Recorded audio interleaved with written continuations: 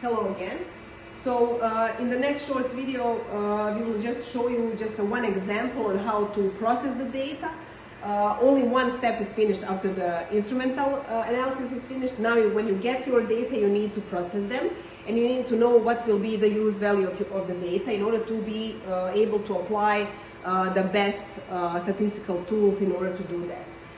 Once you record all the data, this is just one example of our Excel sheet for doing that.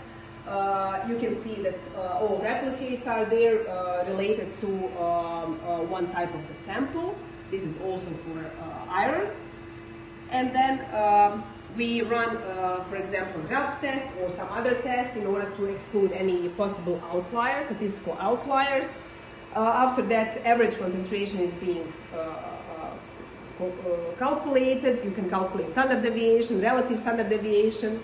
Then you can also apply all the dilutions and everything that we did in the process of sample preparation and analysis in order to get the real result. That is, in this case, percentage value or some mass percentage concentration.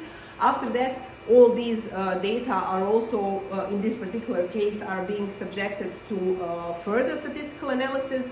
For example, F-test and T-test, where we compare standard variances or square roots of squares of standard deviations for F-test or the average values for the T-test in order to see whether there are some statistical discrepancies in the R sequences for the sample.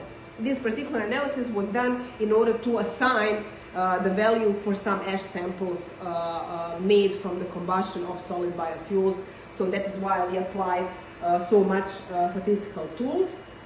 In other case, if you want just to see what is the concentration in some of your unknown sample, you also need to run it in some replicates, and also always need to calculate standard and relative standard deviation, average value, and of course, the most important thing when doing any kind of measurement is to understand the principle of measurement very well, from the sampling part, sample preparation to the sample analysis, in order to be able to figure out what is the mathematical model behind your calculation on how you generate actually the final measurement result, which is usually concentration of certain element in some sample.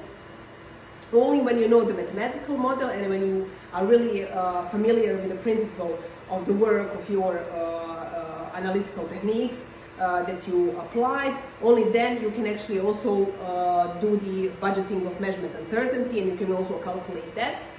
Measurement uncertainty in chemical analysis can be done in different ways. This is the case for other quantities as well, not only in chemistry. But usually it is consisting of precision part and bias part. For the precision part, of course, you need as many as possible replicates. You need to mimic you need to figure out what is the distribution of the results for your sample. And for the bias part, of course, you need to know all the possible sources of systematic error in your result. What helps the most there is the reference materials that you can use for the analysis.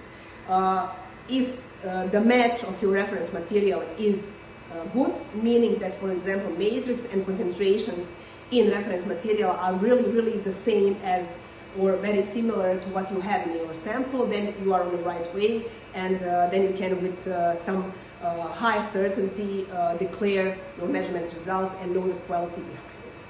Thank you.